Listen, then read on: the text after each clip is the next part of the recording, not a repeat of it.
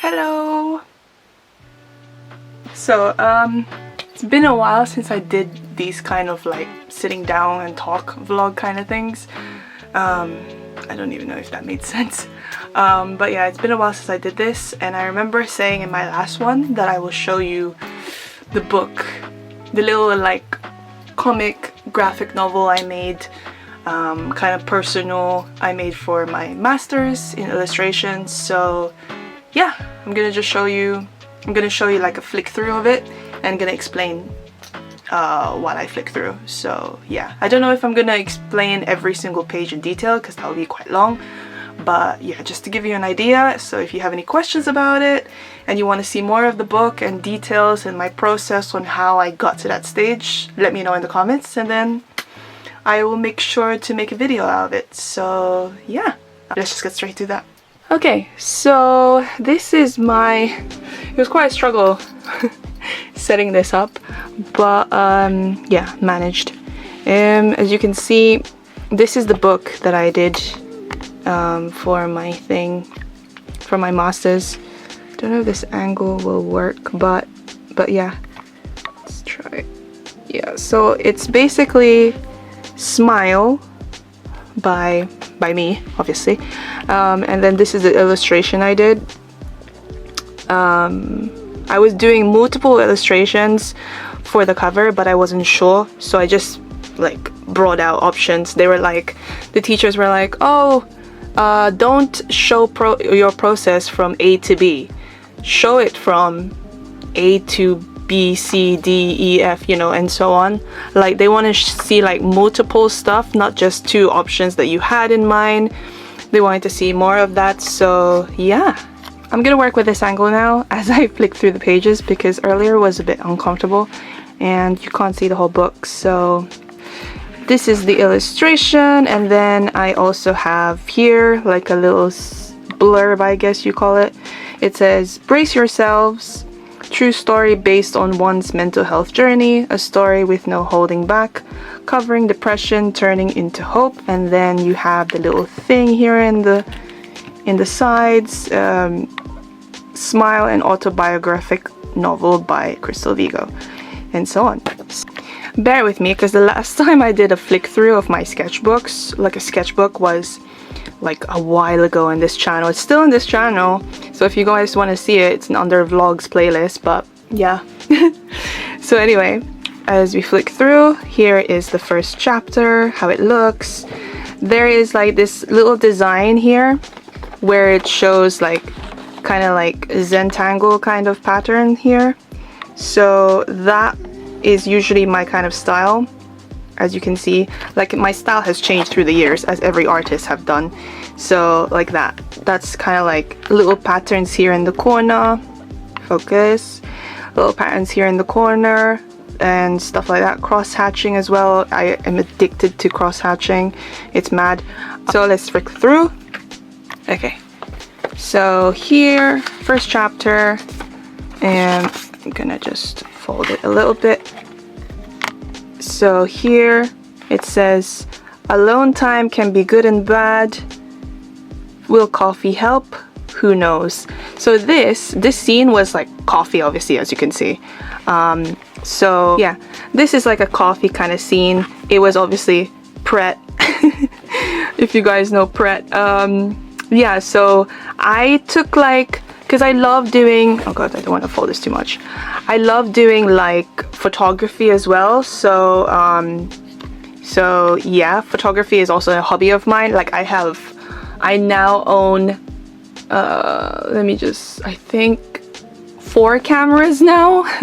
One Polaroid that I got from a friend. Well, I bought it from a friend, and then I think I have 2 film cameras. One camera I got from Depop, like an Olympus Pentax, a classic, and then the other film camera was another Olympus that my dad found in the garage, which is kind of funny, and that we forgot we had. And then the other camera is my Nikon camera, DSLR. So yeah, I have like a range of random cameras, like from vintage, mostly vintage, and then to digital, I guess.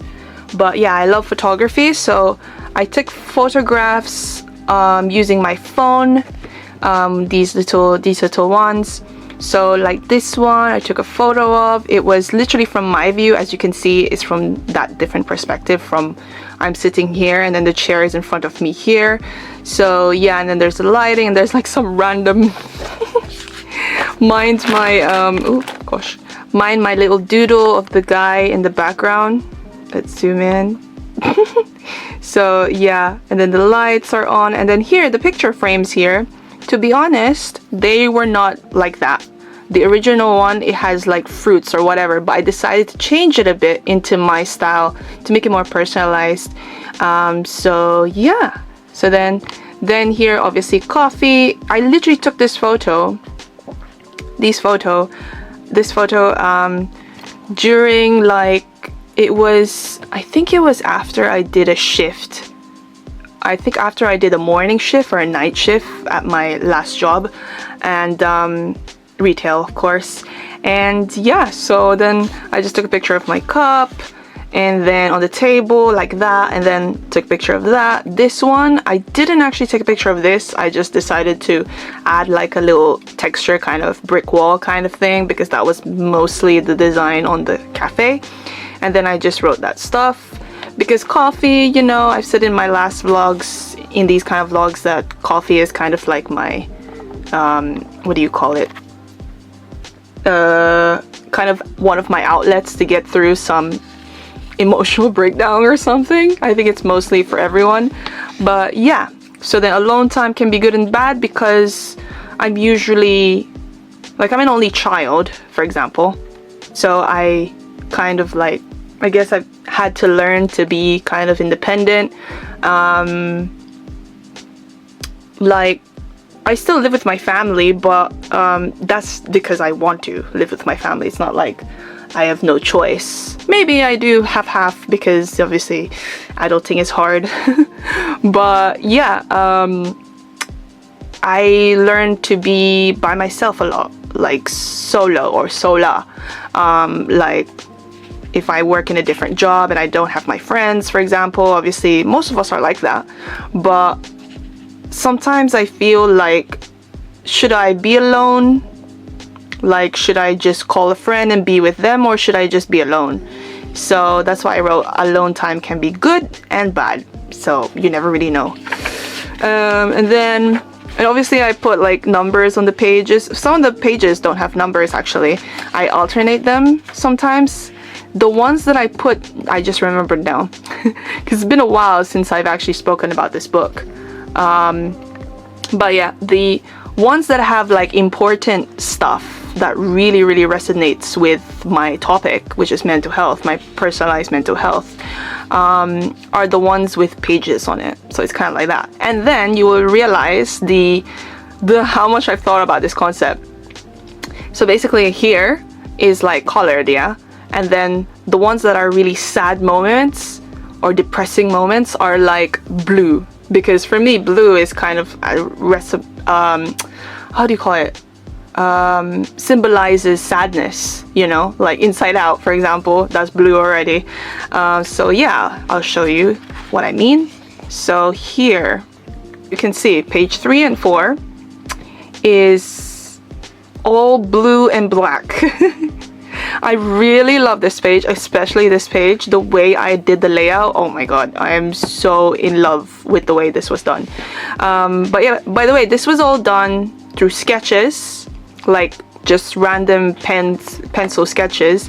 Then I transferred it, I scanned it onto Photoshop, and then I did it again, all over again, actually, because I had to rethink my ideas again and again. Rain can be so calming sometimes, because for other people it's like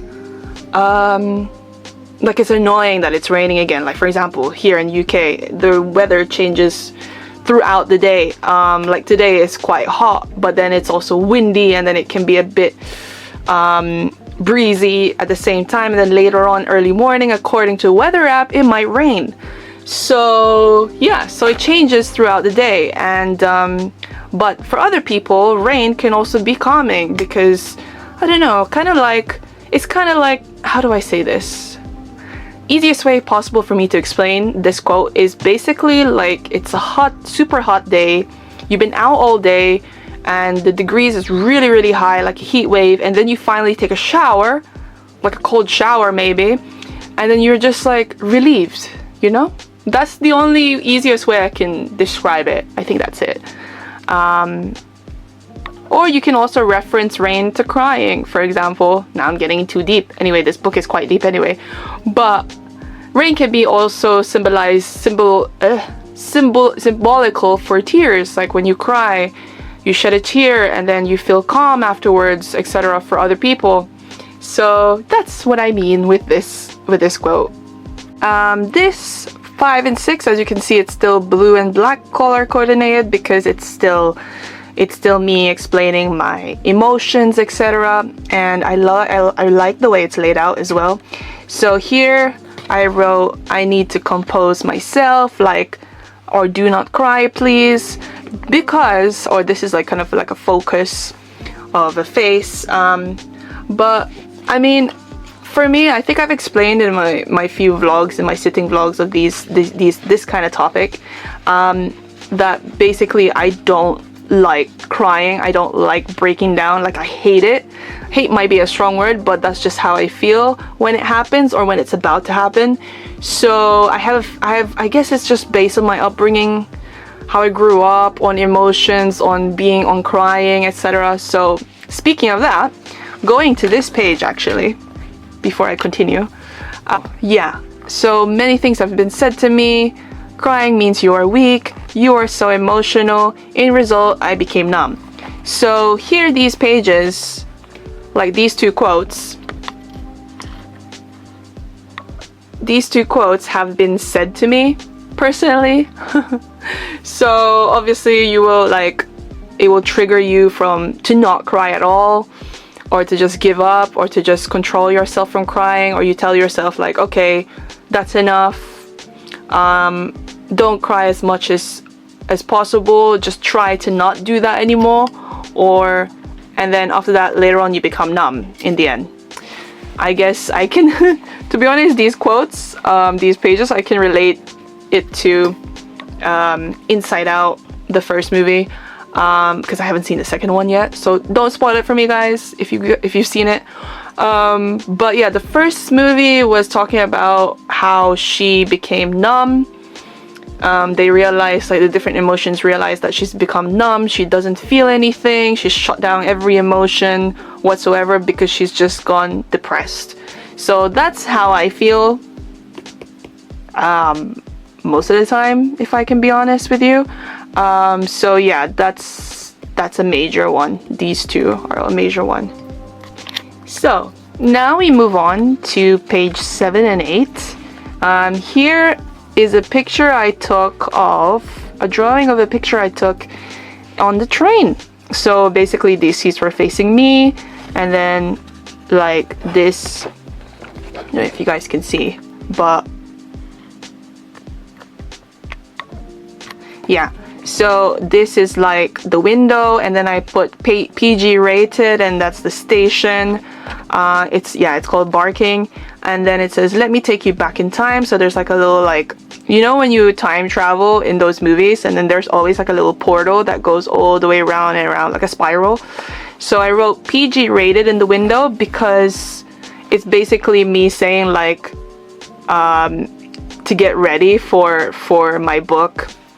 So yeah, because I'm gonna be a bit honest, etc., about certain things that people don't really want to talk about. But yeah, so yeah, and then that's why I put a train here, because to symbolize that, kind of like I'm gonna take you on a journey. So as you can see, what I was saying earlier about metaphors, yeah, you gotta think about it a bit. So that's why I guess my art needs a lot of explaining. Here, this page is very close to me. So it's based on my childhood, a bit of my childhood, where basically there's like, because my memory is like very, very distinct. Like there's a lot of like, for example, like subjects that you learn in school, stuff like that. I can remember half of it, only half of it, not most of it. But details of like experiences, of real life experiences and conversations I've had with people, that I can really remember, which is quite scary sometimes, because, and quite annoying, because I have a few friends who are like, they don't remember half the stuff I talk about, and then it sounds like, since they don't remember yet I remember, it sounds like I'm making things up, but I'm not. But thank goodness most of my friends and family and everyone who I've spoken stuff like this, who I've had these conversations with, they will be like, okay, cool, actually, wait, I do remember that. How did you remember that? See, that's what I mean. So like this specific page is quite personal. So like here, that's supposed to be a picture of my mom. There's a time in my life where I think I was probably six, probably 6 or 5. I don't remember the age. That's the only thing. I don't remember the age this happened, but I do remember we were still in Bahrain in the Middle East. It's an island near Qatar, if no one knows that, because a lot of people don't know. It's a very small island near Qatar, and I was born there specifically. My parents got married there, hence why I was born there. But yeah, so there's a point in my life where my mom was an OFW, which you call overseas foreign worker, but she went here in London to work as a nurse, and then obviously she had to fly to a different country to do that, and then she was away for probably 3 to 5 months, I think, and then it left me and my dad in Bahrain. So we lived with, since we obviously couldn't live in a flat to just the two of us, like can't afford it, a good friend of ours of the family decided to lend us a spare room in their flat to stay in till my mom gets back. So yeah, we stayed there for quite a while, and then it was just me and my dad and them, which was fine, to be honest. And so it just left me and my dad, and then so here I'm quoting what was happening, what I was feeling, because I felt a lot of like, I wasn't supposed to feel, to be honest, as I grow up, I shouldn't feel that way. I should just, because obviously I was so young, as a young child, you're just like, where is mom? Where's dad? Why are they there? Why did they leave us? You'll be saying all these things, and you'll be discovering new emotions at that age. And then when you grow up, you realize, oh wait, that's not exactly what kind of happened. But it did trigger the present time. Obviously it creates distance because she was away and I only saw my dad most of the time, so hence why I'm closer with my dad still up to this day. But yeah, so I wrote, I miss you, but angry you left. And then I found old pictures of her, and I basically cut them up. Like, sounds very brutal, but I cut pictures where she's featured in.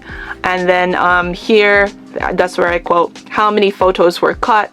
I remember there was a lot. I did not feel your presence anymore. So that's how deep it was. So like every single picture that she was in, I literally cut. And then here is, where is it? You were gone for months. And then she and my dad were very like, they're still close up to this day. Like we're still together. So she and my dad would literally send pictures to each other by post, obviously, because there was no email back then. They send pictures and little cassettes, like voice recordings, etc., saying hello. So here she sent picture of her in London. I did a quick doodle, didn't spend much time on it, Big Ben here and London Eye, and then her, that was the main focus of the photo. And then I wrote, "You were gone for months," like I said. And then it says here, I call them, my dad, I call them Dada, and I call my mom Mama. So basically just the basic way of saying mom and dad. And then here she always writes behind the pictures that she sends. So she says, "I am good here and I hope you both are okay." And then these letters, I do not know. It's basically explaining that I didn't really know how to feel about them. All I cared about at that age was like, all that I remember that I care about that age when she was gone for a while, was that those were just letters, those were just pictures. But I do prefer her presence to be here physically than just sending me pictures or sending us pictures and letters. So I didn't feel like appreciation that she left at all. I just felt angry. I just felt like there was something missing. But yeah, because every single child, you know, they want a complete family, or their dream is to have a complete family. Yet I did have a complete family, but she was away abroad. So yeah, that's how I felt. Yeah, so that got a little deep. So here in this page, as you can see, the colors have changed. It's now less blue, more colored, variety, kind of. But this was like memories in Bahrain, like my favorite memories that I can really remember. So for example, here, Seif Mall was like, obviously it already says in the title, it was a shopping center. And we haven't been to Bahrain in so long, to be honest, since we last left. Like we came here in September 2000, so yeah, it's been that long. But yes, so here it says, one of my best memories, this was my first Disneyland, because that's how it felt like. And then there was palm trees everywhere, because it's like, I don't know if you can say a tropical country, not exactly, but it's just a hot country. If you guys have been to the Middle East, then you will know. But yeah, so here, that was like a symbol in the shopping center. And then the arcade here. To be honest, these drawings, these little doodles of the mall, I just Googled it because I literally I could remember how it looks like, but I just couldn't remember it specifically to just draw it like that. So yeah, I had to Google some images. Obviously not only this images, I Googled more, but here, so there was like an arcade nearby, because they would hold, because I remember one night where we actually, because the nights, like it's a hot country, so even in the evenings it's still warm, so you don't need a jacket whatsoever. We just went out in like, I dressed really like tomboyish, so I would wear like oversized shirts, oversized t-shirts with just shorts and then sandals, and then that's it. But yeah, so there would be like an event sometimes in the evening where they would open up a little kind of theme park fun fair just near the mall. So then there will be an arcade there, then rides. This ride was so fun. It's the one where you, what do you call it? I think you call it the boat ride or something. I don't know the actual name, but you go back and forth like a boat. You just row, and then it just goes faster and faster. So I would remember those ones that I enjoyed the most. So then I decided to just color like yellow here. As you can tell, I don't color everything. I just leave some like black and white, mostly black and white, and then just a few of them in color to highlight the most important things of the page, I guess. Because I was trying to experiment with like negative space. I don't know if you guys know what I mean, but it's like a negative space. Like, for example, you take a photo of someone, but you leave them a bit to the side, not in the center. So then there's some space here that just gives it some different meaning. So that's what I was doing basically in this book. And then, speaking of Bahrain, this page symbolizes, I would say, my most favorite childhood memory in Bahrain was that it was not only me and my parents there, it was also my grandfather, who's my dad's uncle. So yeah. Basically here, let me read the quotes. Focus. Best Bahrain memory, shared time with Lolo, which is grandpa in Filipino. Serio. Yeah, serio.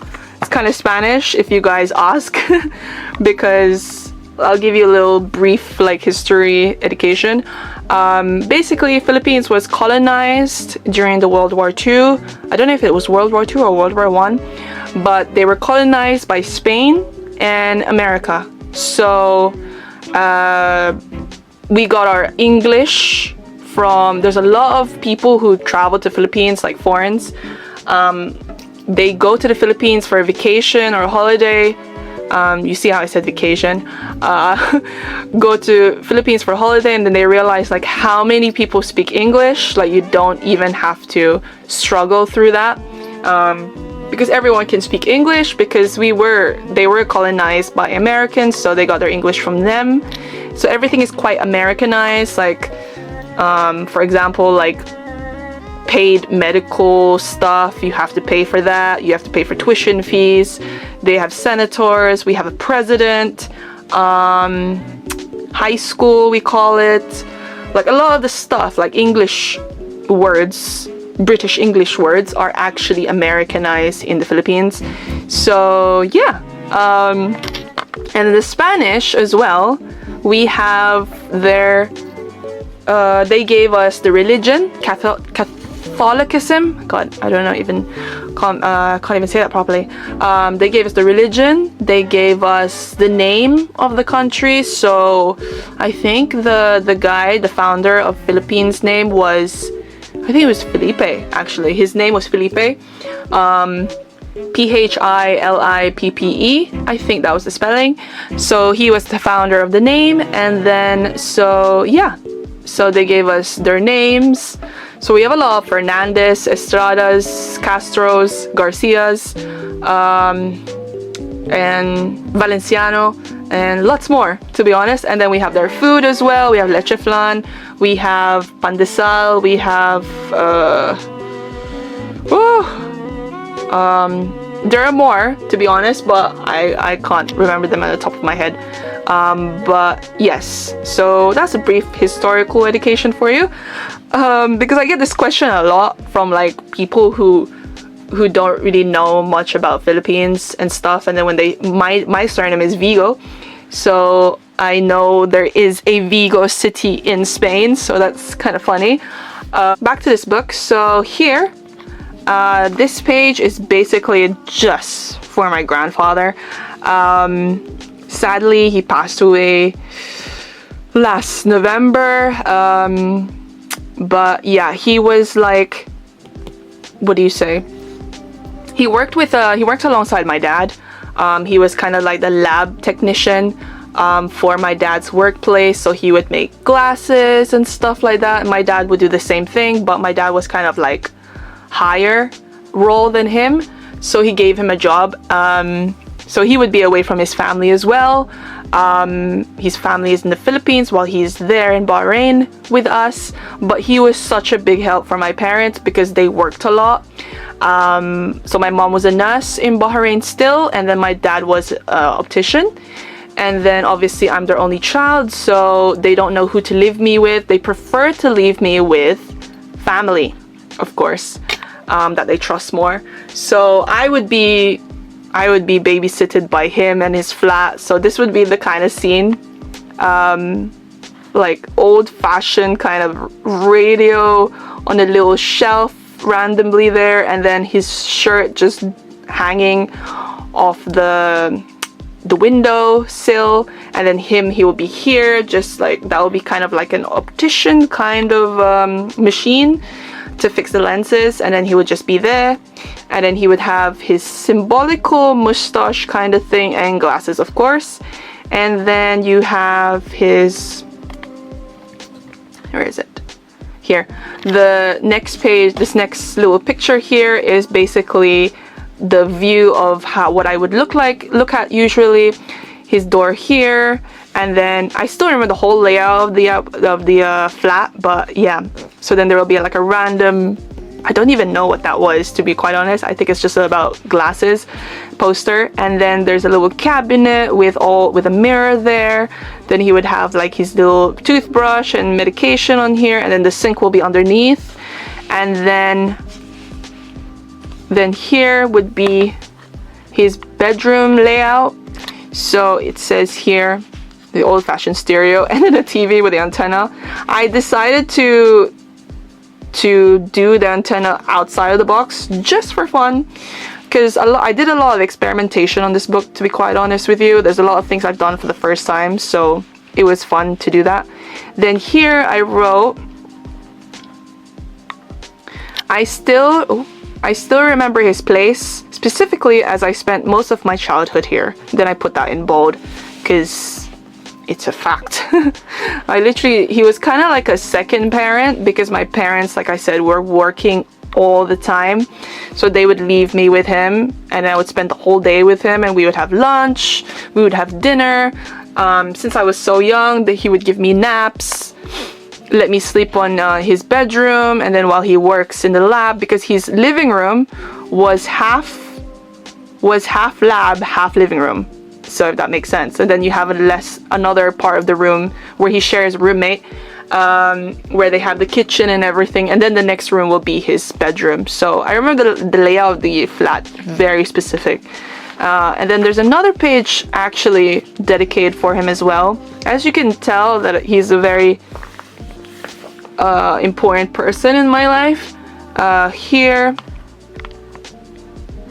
this would be, I got a picture of him and then I kind of like doodled it a bit. Then his little trademarks I wrote here. You were always drawing him.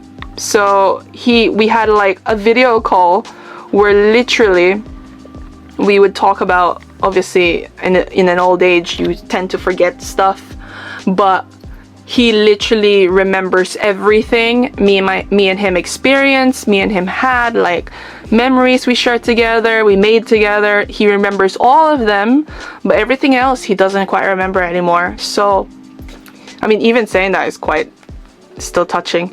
But yeah, I remember his trademarks here specifically. He always had this watch. He always had this watch where it's like so loose and it would just hang off, but he would never change it. I don't exactly know why, but that became a trademark. And then this one, my dad also still remembers it.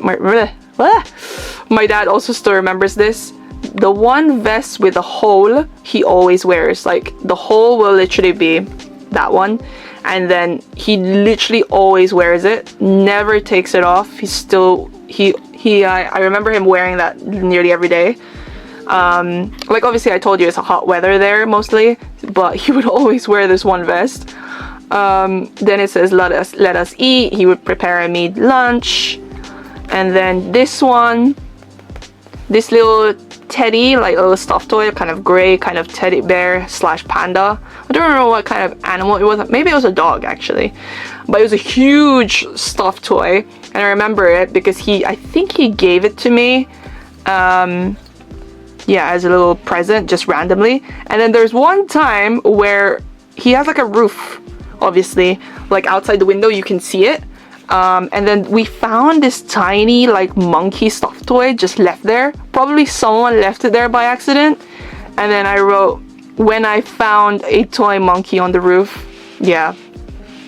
And then I remember, like literally, just a little nostalgia, I remember seeing that from the window, and then I was like to him like, Lolo, can we get it? And now that he was like, no, because that's risky, that's dangerous.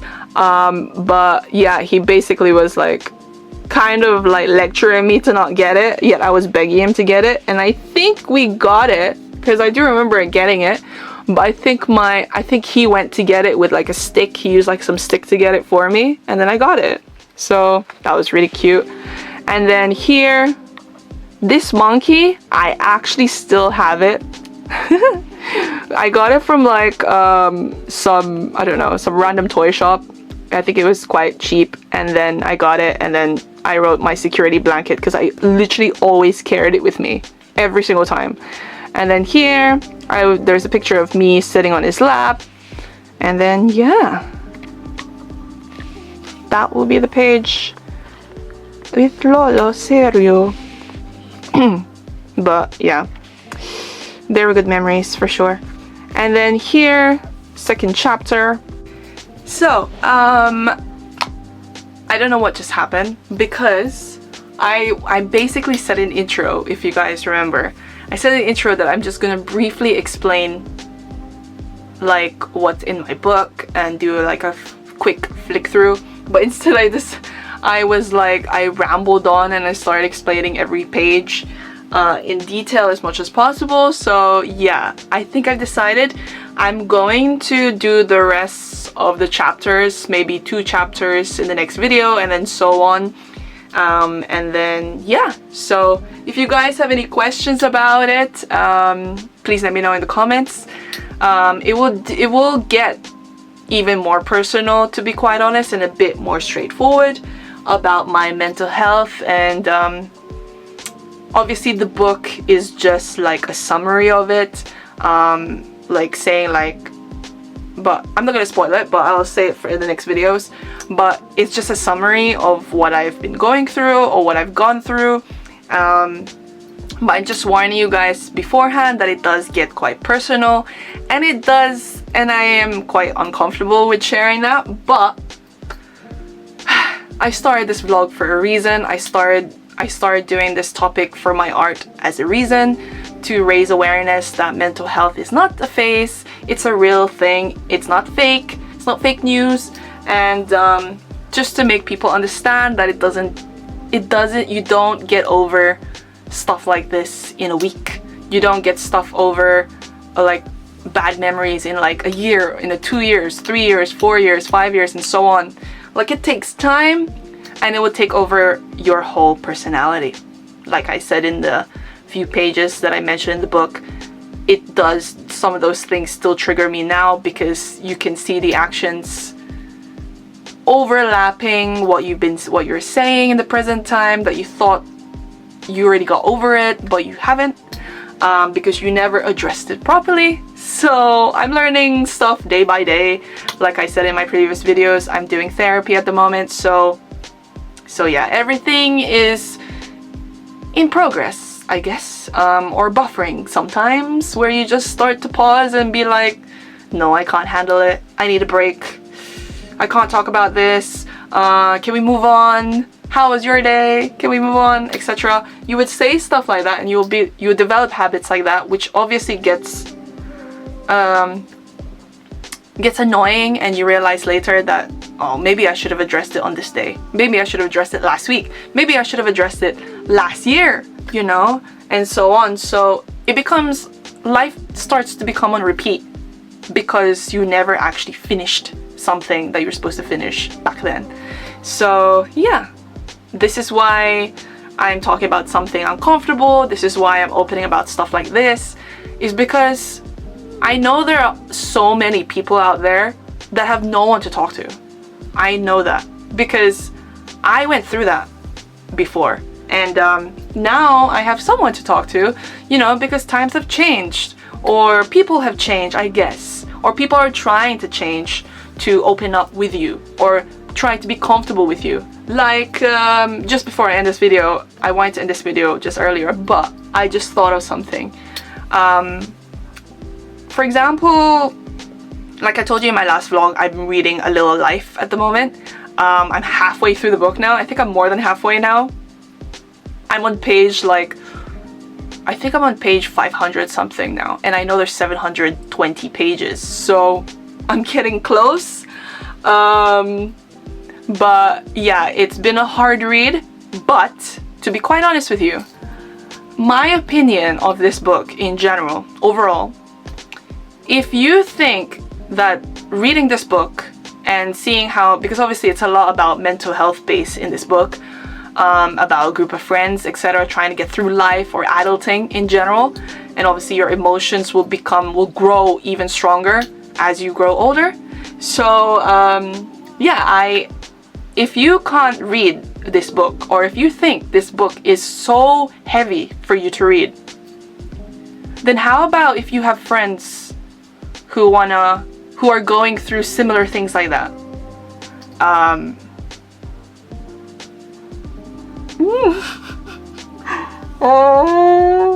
Okay. I don't know if you noticed, but I am getting a bit misty in here. So basically, what the hell? Basically, I'm saying, if you can't handle a little life book, obviously it's hard to read. I get it. It's heavy. It's quite heavy, and they go into details and stuff. But if you can't handle stuff like that, or you can't make yourself, or you can't, how do you say? If you can't read it and you think like, you start to think, oh, this is too heavy. It kind of, how would you react if a friend of yours or a family relative of yours, someone close to you in general, will open up to you about similar things like that? This is how they feel. I mean, this is how I feel, for example. This is how I feel. Like, I can't open up. Like I've said in most vlogs here, this is already a challenge for me to do so. Because I'm putting out in the world that I'm going through stuff, that I'm still going through stuff, or I thought I've already finished, but I haven't, you know? It's heavy, it's hard, it's difficult to open up about certain things going on in your life that you don't feel comfortable in, or you feel like people find it heavy to hear, or people find it too honest to hear, or they feel like you should just keep that in, you know? Don't shout that out, like it's not something to shout about. If I can't shout out about it, then how am I going to talk to you about it? Do you know what I mean? It's not me judging people on how they treat their friends and anything. I mean, you can do so if you want, but I'm just saying, if you can't handle stuff like that, you need to think about other people who are close to you that seem so happy on the outside, but in the inside, they actually have a lot to talk to you about, or they feel like they should talk to you about it, but they cannot, because they know that society in general, people can't handle stuff like that. And I just wish we can. I just wish it was much easier.